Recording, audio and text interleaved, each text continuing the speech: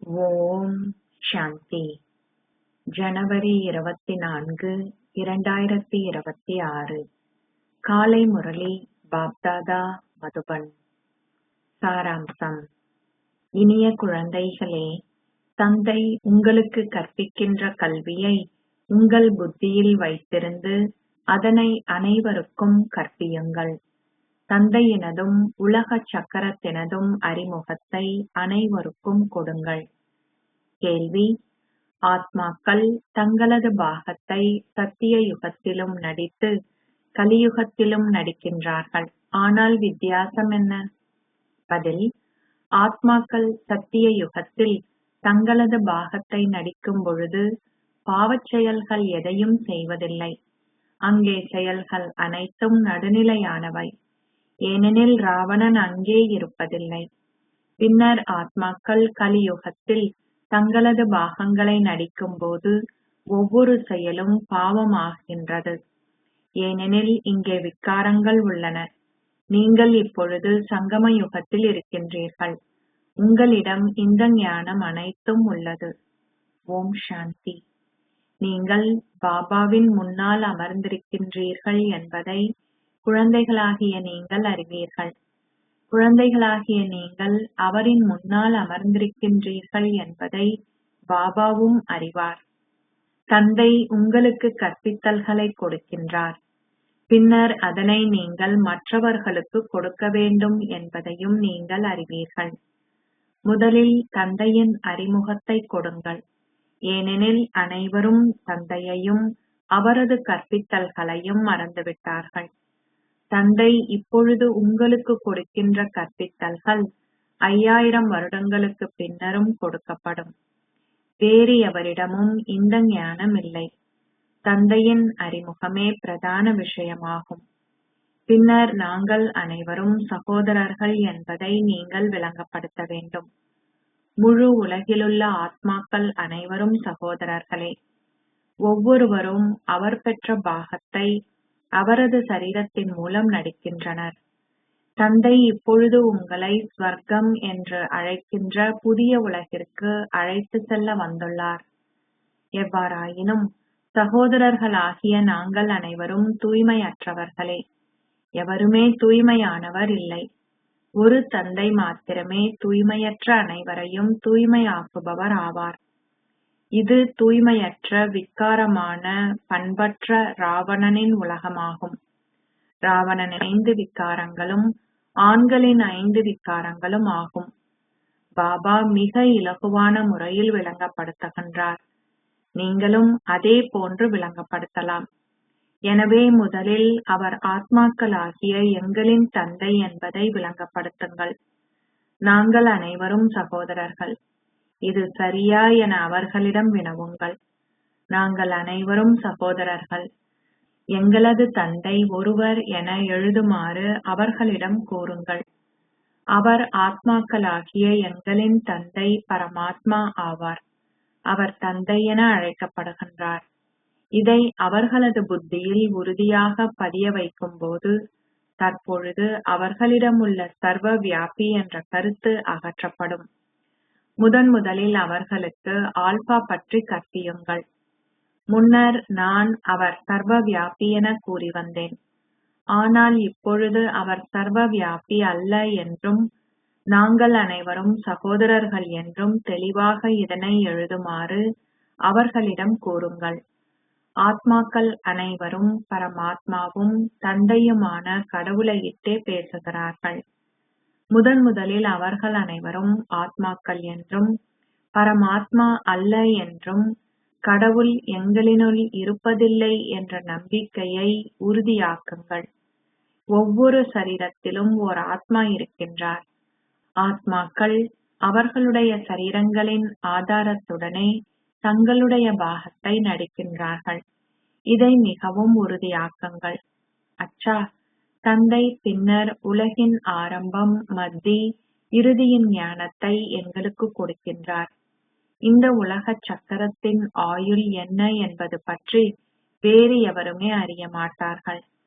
ஆசிரியர் என்ற ரூபத்தில் இருக்கும்போது தந்தை இதனை எங்களுக்கு விளங்கப்படுத்துகின்றார். இதில் நூறாயிரக்கணக்கான வருடங்கள் பற்றிய கேள்வி இல்லை. இந்த சக்கரம் சரியானதும் நிச்சயிக்கப்பட்டதும் ஆகும்.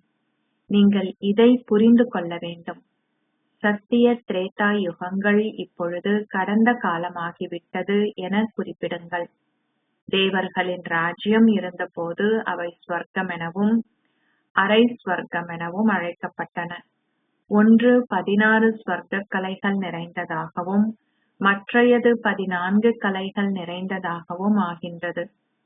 சத்திய யுகத்தின் தாக்கம் அதி உயர்ந்தது. மிக நல்ல பெயர் ஸ்வர்க்கம், புதிய உலகமாகும். நீங்கள் அதை புகழ வேண்டும். புதிய உலகில் ஒரேயொரு ஆதி சனாதன தேவி தேவதா தர்மம் மாத்திரமே இருக்கின்றது. முதலில் தந்தையின் அறிமுகத்தையும் பின்னர் உலக சக்கரத்தின் அறிமுகத்தையும் கொடுங்கள். அவர்களை நம்பிக்கை கொள்ள செய்கின்ற படங்களையும் நீங்கள் வைத்திருக்க வேண்டும். இந்த உலக சக்கரம் தொடர்ந்து சுழலும். சத்திய யுகத்தில் லக்ஷ்மி நாராயணனின் ராஜ்யமும் திரேதா யுகத்தில் ராமர் சீதையின் ராஜ்யமும் இருந்தன. அது அரை கல்பமாகும். அந்த 2 யுகங்களும் கடந்த பின்னர் துவாபர கலியுகங்கள் வருகின்றன. ராவண ராஜ்யம் துவாபர யுகத்தில் ஆரம்பமாகின்றது. தேவர்கள் பாவ பாதையில் சென்ற போதே விகாரங்களுக்கான வழக்கம் உருவாகியது. சத்திய திரேதா யுகங்களில் அனைவரும் விகாரமற்றவர்கள். அங்கே ஆதி சனாதன தேவி தேவதா தர்மமே இருக்கின்றது. இந்த படங்களை அனைவருக்கும் காட்டி எவ்வாறு தந்தை எங்களது ஆசிரியராக வந்து இந்த முறையில் கற்பிக்கின்றார் என வாய்மொழியில் அவர்களுக்கு விளங்கப்படுத்துங்கள். தந்தை தானே வந்து அவரது சொந்த அறிமுகத்தை கொடுக்கின்றார். அவர் கூறுகின்றார், நான் தூய்மையற்றவர்களை தூய்மையாக்க வருகின்றேன். ஆகையினால் நிச்சயமாக எனக்கு ஒரு சரீரம் தேவையாகும். இல்லையெனில் நான் எவ்வாறு பேச முடியும்? நானே உயிர் வாழ்பவர், சத்தியமானவர், அமரத்துவமானவர் ஆவேன். ஆத்மாக்கள் சதோ ரஜோ தமோ நிலைகளுக்கூடாக செல்கின்றனர். ஆத்மாக்களே தூய்மையாகவும் தூய்மையற்றவர்களாகவும் ஆகுகின்றனர். இதனாலேயே தூய ஆத்மா தூய்மையற்ற ஆத்மா என கூறப்பட்டுள்ளது. சமஸ்காரங்கள் அனைத்தும் ஆத்மாவிலேயே உள்ளன. கடந்த கால சமஸ்காரங்களும் பாவச் செயல்களும் ஆத்மாவினாலேயே கொண்டு செல்லப்படுகின்றது. சத்திய யுகத்தில் பாவச் செயல்கள் எதுவும் இருப்பதில்லை. நீங்கள் செயல்கள் செய்வதன் மூலம் உங்கள் பாகத்தை நடிப்பீர்கள். ஆனால் அந்த செயல்கள் நடுநிலையானவை. இவ்வார்த்தைகள் கீதையிலும் குறிப்பிடப்பட்டுள்ளன. இப்பொழுது நீங்கள் அவற்றை நடைமுறையில் புரிந்து கொள்கின்றீர்கள். பாபா பழைய உலகை மாற்றி புதியதாக்க வந்துள்ளார் என்பதை நீங்கள் அறிவீர்கள். அனைத்து செயல்களும் நடுநிலையாக இருப்பதே சத்திய யுகம் எனப்படுகின்றது. செயல்கள் அனைத்தும் பாவச் செயல்கள் ஆகுகின்ற போது அது கலியுகம் என அழைக்கப்படுகின்றது. நீங்கள் இப்பொழுது சங்கம யுகத்தில் இருக்கின்றீர்கள். பாபா உங்களுக்கு 2 பக்கத்திலும் உள்ள அனைத்தையும் கூறுகின்றார். சத்திய திரேதா யுகங்கள் பாவம் எதுவுமற்ற தூய உலகம் ஆகும். ராவண ராஜ்யம் ஆரம்பிக்கின்ற போதே பாவமும் ஆரம்பிக்கின்றது. அங்கே விகாரங்கள் பற்றிய குறிப்பே இருப்பதில்லை. ராமராஜ்யத்தினதும் ராவண ராஜ்யத்தினதும் படங்கள் உங்களின் முன்னே உள்ளன. இது ஒரு கல்வி என தந்தை விளங்கப்படுத்துகின்றார். வேறு எவருமன்றி தந்தையே இதை அறிவார். இந்த கல்வி உங்கள் புத்தியிலே நிலைத்திருக்க வேண்டும். நீங்கள் தந்தையை நினைவு செய்கின்ற போது சக்கரமும் உங்கள் புத்தியில் பிரவேசிக்கின்றது. நீங்கள் ஒரு வினாடியில் அனைத்தையும் நினைவு செய்கின்றீர்கள். இதை பற்றி பேசுவதற்கு நீண்ட நேரம் எடுக்கும். விருட்சமும் இதை போன்றதே. அதிலிருந்து 3 நீரூற்றுக்கள் வெளியாகின்றன. நீங்கள் ஒரு விருட்சத்தையும் அதன் விதையையும் ஒரு வினாடியில் நினைவு செய்ய முடியும். இன்ன மரத்தின் விதை எவ்வாறு இருக்கின்றது எனவும் அதனுடைய பழம் அதில் வளர்வது போன்று இது எப்படி எல்லையற்ற மனிதகுல விருட்சம் என்ற முக்கியத்துவத்தை நீங்கள் விளங்கப்படுத்த வேண்டும். அரை கல்பத்துக்கு எவ்வாறு வம்சம் தொடர்கின்றது எனவும் பின்னர் எவ்வாறு ராவண ராஜ்யம் இருக்கின்றது எனவும் குழந்தைகளாகிய உங்களுக்கு அனைத்தும் விளங்கப்படுத்தப்படுகின்றது. சத்திய திரேதாயுக வாசிகளாக இருந்தவர்கள் பின்னர் துவாபரயுக வாசிகளாக ஆகின்றனர். மரம் தொடர்ந்து வளர்கின்றது. அரை கல்பத்தின் பின்னர் அனைவரும் விக்காரம் உடையவர்கள் ஆகும்போது ராவண ராஜ்யம் ஆரம்பமாகின்றது.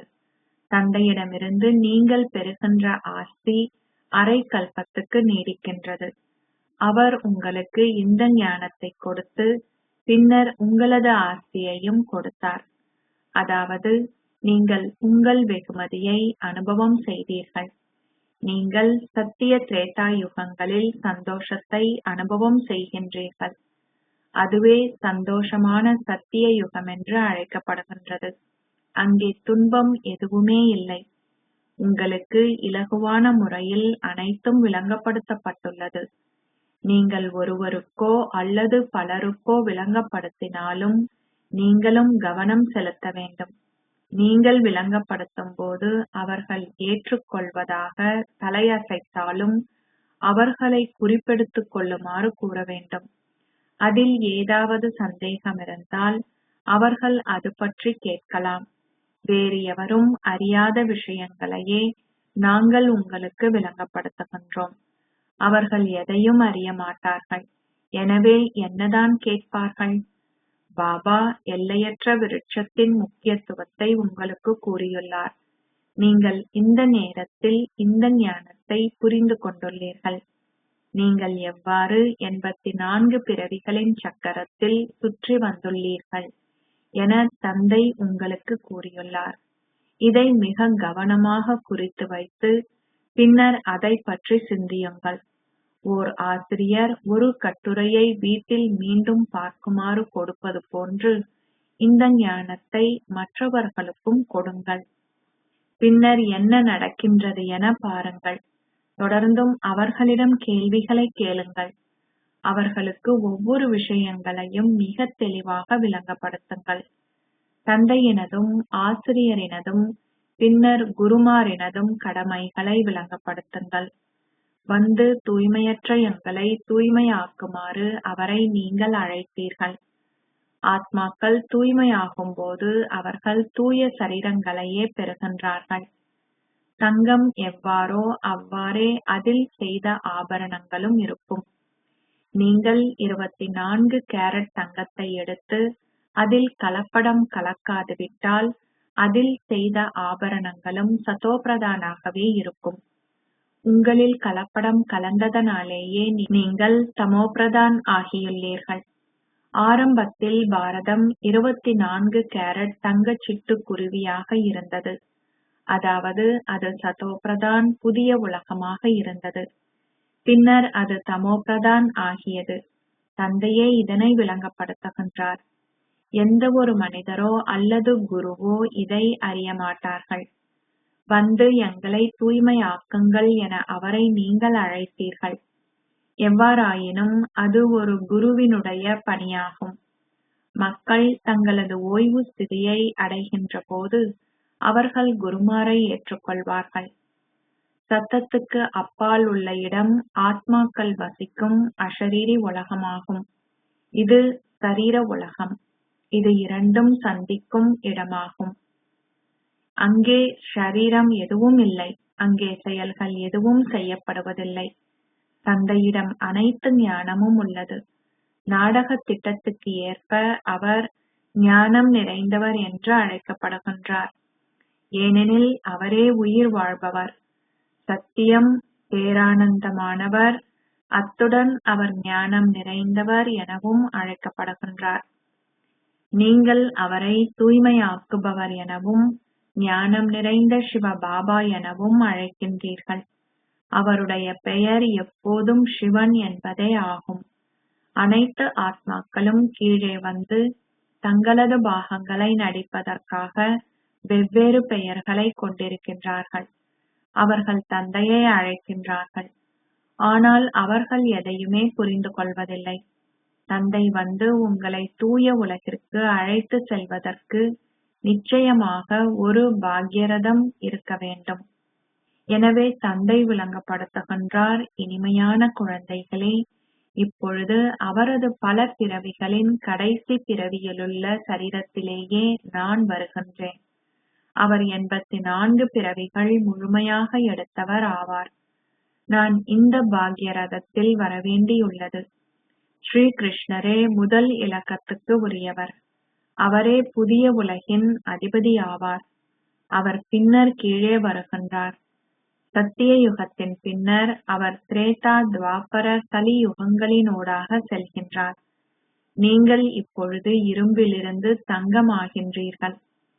தந்தை கூறுகின்றார், உங்களுடைய தந்தையாகிய என்னை நினைவு செய்யுங்கள். நான் பிரவேசித்த சரீரதாரியின் ஆத்மாவில் இந்த ஞானம் எதுவும் இருக்கவில்லை.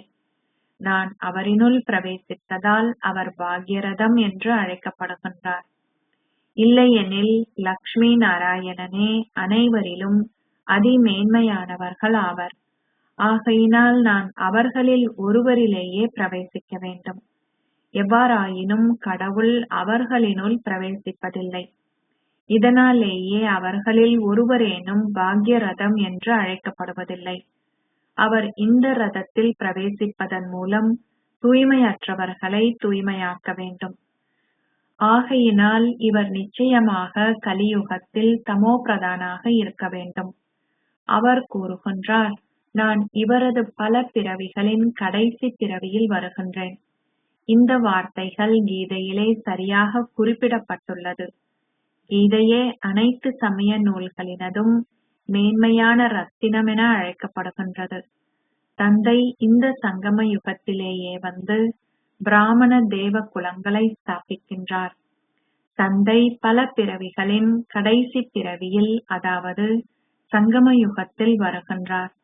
அவர் கூறுகின்றார், நானே விதை ஆவேன். ஸ்ரீ கிருஷ்ணர் சத்திய யுகத்து வாசியாவார். அவரை வேறு எங்கும் காண முடியாது. மறுபிறவி எடுத்ததால் பெயர், ரூபம், இடம், நேரம் அனைத்தும் மாற்றமடைகின்றன. முகச்சாயலும் மாறுகின்றது. முதலில் ஒரு சிறு குழந்தை அழகானவர். பின்னர் அவர் வளர்கின்றார். அவர் பின்னர் அந்த சரீரத்தை நீக்கி மீண்டும் ஒரு சிறிய சரீரத்தை எடுக்கின்றார். இந்த பாகம் முன்னரே தீர்மானிக்கப்பட்டதும் நாடகத்தில் நிச்சயிக்கப்பட்டதும் ஆகும். அவர் அடுத்த ஷரீரத்தை எடுக்கின்ற போது அவரை மேலும் ஸ்ரீ கிருஷ்ணர் என்று அழைக்க முடியாது. அடுத்த ஷரீரத்திற்கு வேறு பெயர் கொடுக்கப்படுகின்றது. நேரம், முகச்சாயல், திகதி, கணம் போன்றவை அனைத்தும் மாறுகின்றன. உலக வரலாறும் புவியியலும் மறுபடியும் அதே போன்று இடம்பெறுகின்றது. எனவே இந்த நாடகம் மறுபடியும் தொடர்ந்து இடம்பெறும். நீங்கள் சத்தோ, ரஜோ, தமோ நிலைகளுக்கூடாக செல்ல வேண்டும். உலகின் பெயரும் யுகத்தின் பெயரும் தொடர்ந்து மாற்றமடையும். இப்பொழுது இது சங்கம யுகமாகும். நான் சங்கம யுகத்திலேயே வருகின்றேன். நான் உங்களுக்கு முழு உலகினதும் வரலாற்றையும் புவியியலையும் கூறுகின்றேன். ஆரம்பத்திலிருந்து இறுதி வரை உள்ள அனைத்தையும் எவருமே அறிய மாட்டார்கள். சத்திய யுகத்தின் கால எல்லையை அறியாததால் அவர்கள் 100,000கணக்கான வருடங்கள் பற்றி பேசுகின்றார்கள். இப்பொழுது இந்த விஷயங்கள் அனைத்தும் உங்கள் புத்தியிலேயே உள்ளது. இதை உங்களுக்கு உள்ளே உறுதியாக்கிக் கொள்ளுங்கள். தந்தையே தந்தையும் ஆசிரியரும் சர்க்குருவும் ஆவார். அவர் எங்களுக்கு மீண்டும் ஒரு முறை சதோபிரதான் ஆகுவதற்கான மிக நல்ல வழிமுறைகளை கொடுக்கின்றார். கீதையிலும் இது கூறப்பட்டுள்ளது. உங்கள் சரீரம் உட்பட சரீர சமயங்கள் அனைத்தையும் துறந்து உங்களை ஒரு ஆத்மாவாக கருதுங்கள். நீங்கள் நிச்சயமாக வீடு திரும்ப வேண்டும். பக்தி மார்க்கத்திலே அவர்கள் கடவுளை அடைவதற்கு முயற்சி செய்கின்றார்கள். அது அவர்கள் செயல்களிலிருந்து விடுபட்டிருக்கின்ற முக்திதாமம் ஆகும். நாங்கள் சென்று அஷரீரி உலகில் இருப்போம். ஒரு நடிகர் வீட்டுக்கு செல்கின்ற போது அவர் தனது பாகத்திலிருந்து விடுதலை அடைகின்றார். அனைவரும் முக்தி அடையவே விரும்புகின்றனர். எவருமே அனாதியான முக்தி அடைய முடியாது. இந்த நாடகம் அனாதியானதும் அழிக்க முடியாததும் ஆகும். சிலர் தாம் வந்து போகின்ற பாகத்தை விரும்பவில்லை என கூறுகின்றனர். எவ்வாறாயினும் அது பற்றி எவரும் எதுவும் செய்ய முடியாது. இந்த அனாதியான நாடகம் நிச்சயிக்கப்பட்டது. ஒரு தனி நபரும் அனாதியான முக்தியை அடைய முடியாது. அந்த விஷயங்கள் அனைத்தும் வித்தியாசமான முறையான மனித வழிகாட்டல்கள் ஆகும். இவை உங்களை அதிமேன்மையானவர் ஆகுவதற்கான மேன்மையான வழிகாட்டல்கள் ஆகும். மனிதர்களை மேன்மையானவர்கள் ஸ்ரீ என அழைக்க முடியாது. தேவர்கள் மேன்மையானவர்கள் என்று அழைக்கப்படுகின்றனர். அனைவரும் அவர்களை சிலையை வணங்குகின்றனர், ஏனெனில் அவர்கள் மேன்மையானவர்கள் என்பதாலேயே ஆகும். ஸ்ரீ கிருஷ்ணர் ஒரு தேவர், ஸ்வர்க்கத்தின் இளவரசர் ஆவார். அவர் எவ்வாறு இங்கு வர முடியும்? அவர் கீதையை உரைக்கவில்லை. மக்கள் சிவனின் முன்னால் சென்று அவரிடம் முக்தி கேட்கின்றார்கள். அவர் ஜீவன் முக்திக்கோ அல்லது பந்தன வாழ்க்கைக்கோ செல்வதில்லை. ஆகையினால் மக்கள் அவரை முக்திக்காக அழைக்கின்றார்கள். அவர் ஜீவன் முக்தியையும் கொடுக்கின்றார். அச்சா, இனிமையிலும் இனிமையான அன்புக்குரிய, எப்போதோ தொலைந்து இப்போது கண்டுபிடிக்கப்பட்டிருக்கும் குழந்தைகளுக்கு உங்கள் தாய் தந்தையாக இருக்கும் பாப் தாதாவின் அன்பும் நினைவுகளும் காலை வந்தனங்களும். ஆன்மீக தந்தை ஆன்மீக குழந்தைகளுக்கு நமஸ்தே சொல்கிறார். ஆன்மீக குழந்தைகள் ஆன்மீக தந்தைக்கு நமஸ்தே சொல்கின்றனர். தாரணைக்கான சாராம்சம். 1. ஆத்மாக்களாகிய நாங்கள் அனைவரும் சகோதரர்கள். இந்த பாடத்தை உறுதியாக்கி மற்றவர்களையும் அவ்வாறு செய்ய தூண்டுங்கள். நினைவின் மூலம் உங்களுடைய சமஸ்காரங்களை சம்பூர்ணமாக தூய்மையாக்குங்கள். 2. 24 கேரட் தூய தங்கம் சதோ பிரதான் ஆகுவதற்கு செயல்கள், நடுநிலையான செயல்கள், பாவச் செயல்களின் ஆழமான கர்ம தத்துவத்தை உங்கள் புத்தியில் வைத்திருந்து மேலும் பாவச் செயல்கள் எதையும் செய்யாதீர்கள்.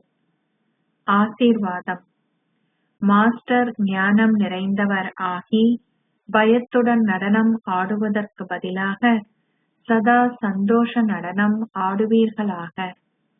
மாஸ்டர் ஞானம் நிறைந்த குழந்தைகள் பயத்துடன் நடனமாட மாட்டார்கள்.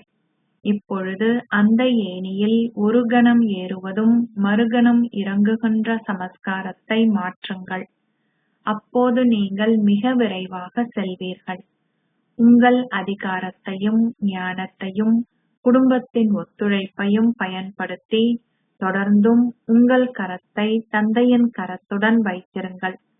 அப்பொழுது நீங்கள் தொடர்ந்தும் நடனம் ஆடுவீர்கள். பயத்துடன் ஆடும் நடனம் எதுவும் இருக்க முடியாது. எவ்வாறாயினும் நீங்கள் மாயையின் கரங்களை பிடித்துக் கொண்டிருந்தாலேதான் அந்த நடனம் இடம்பெறும். ஸ்லோகம்.